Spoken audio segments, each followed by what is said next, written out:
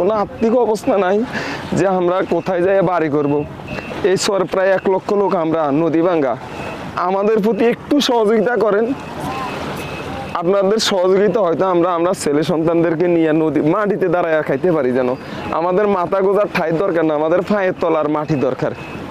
যদি মাটি না থাকে তাহলে আমরা কোথায় যাই দাঁড়াবো বলেন।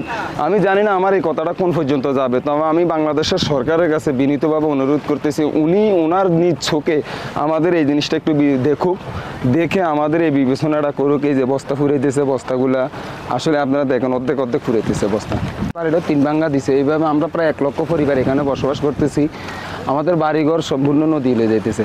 কিন্তু এই যে নদীর অবস্থান আপনারা দেখতেছেন, আমি বাংলাদেশের সকলের কাছে, যা বর্তমান সরকারের কাছে বিনীতভাবে আমরা অনুরোধ করতেছি যে আমাদের এই নদীর পরিস্থিতিটার জন্য আপনারা নদী ভাঙ্গার জন্য একটু কাজ করেন। নদীর অবস্থান আমরা খুবই অবয়বর ভিতরে আছে।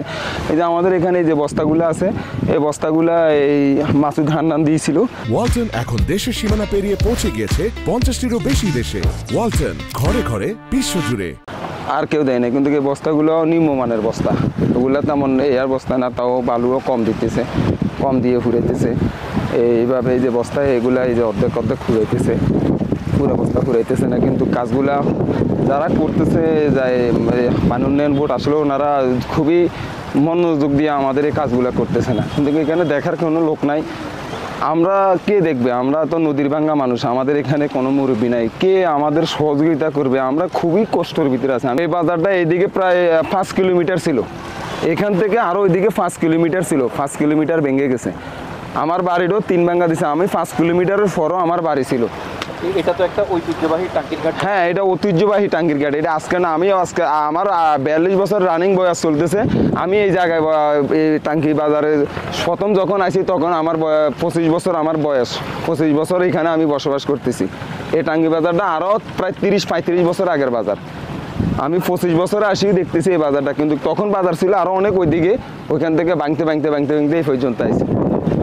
এখন বাজার ভাঙিয়ে যাইতেছে। এখানে আমাদের শুধু বাজার না, এই সব এই বাজারটা একটা ঘাট, এখানে কোটি কোটি টাকার ব্যবসা বাণিজ্য আছে। তারপরে আপনার এইদিকে তো আপনারা দেখতেছেন সব ভাঙিয়ে যাইতেছে। এখানে একটা সুইচ ছিল, হ্যাঁ ভাঙিয়ে গেছে, কিন্তু কেউ আমাদের এই জিনিসটা কারো চোখে পড়তেছে না। আমি বাংলাদেশের সরকারের কাছে, সকল রাজনীতিবিদ নেতাদের কাছে বলতেছি যে আপনারা আমাদের এই জিনিসটা একটু দেখেন, আমাদের প্রতি একটু সহযোগিতা করেন। আপনাদের সহযোগিতা হয়তো আমাদের ছেলে সন্তান নিয়ে, বাল বাচ্চাদেরকে নিয়ে, মা বাপ নিয়ে আমরা 4টা ডাল ভাত বদলে দিন মজুরে সারাদিন পরিশ্রম করি আনি, যেন মাটিতে বসে খাইতে পারি। যদি পায়ের তলায় মাটি না থাকে তাহলে আমরা কোথায় যাব, কার কাছে যায়? তারা আমাদের কাছে এরকম কোনো আর্থিক অবস্থা নাই যে আমরা কোথায় যাই বাড়ি করব। এই শহরে প্রায় 1 লক্ষ লোক আমরা, নদী ভাঙ্গা। আমাদের প্রতি একটু সহযোগিতা করেন। আপনাদের সহযোগিতা হয়তো আমরা ছেলে সন্তানদেরকে নিয়ে নদী মাটিতে দাঁড়ায় খাইতে পারি। যেন আমাদের মাথা গোজার ঠাই দরকার না, আমাদের পায়ের তলার মাটি দরকার। যদি মাটি না থাকে তাহলে আমরা কোথায় যাই দাঁড়াবো বলেন।